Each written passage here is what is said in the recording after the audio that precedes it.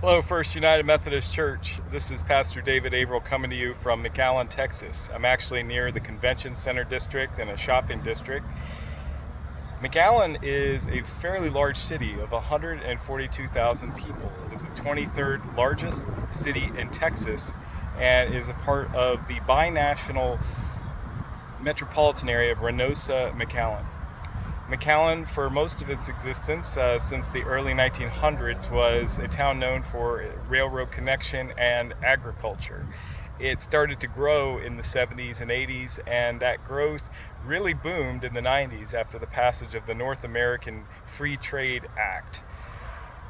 NAFTA has made it possible to have factories across the border in Reynosa and bring those items over. So in other words, the managers, the rich people are on the McAllen side, and the workers in the factories are over on the Reynosa side in Mexico.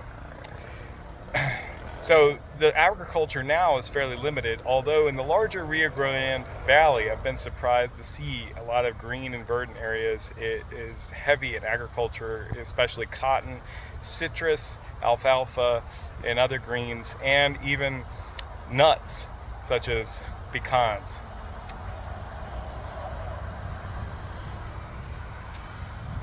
Sorry, I had to get out of the way of a car there. Anyhow, what I lastly wanted to share is this week's word of the week. It's border. If we think about the borders and margins of our lives, in fact, many of the borders that we make are man-made.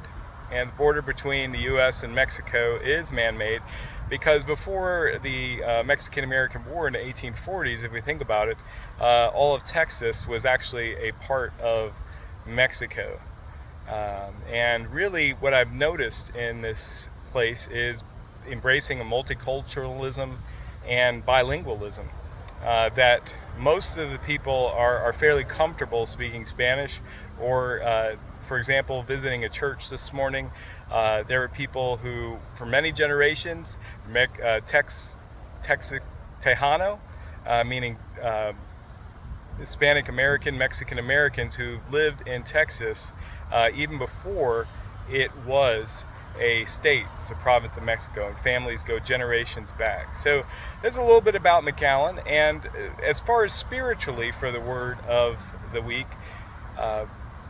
border, what are the borders that God is calling you to cross, the frontiers of challenge? Could it be a new job, new opportunity? Are you facing a crisis or an illness that God is challenging with? The Lord's promise is as we walk through those borderlands, through those valleys, especially in Psalm 23, if we think about it, that He will guide us. He will walk with us through the valley of the shadow of death until, if you think about the end of that psalm, it reminds us we will dwell in the house of the Lord forever. So what borders or boundaries are you crossing right now?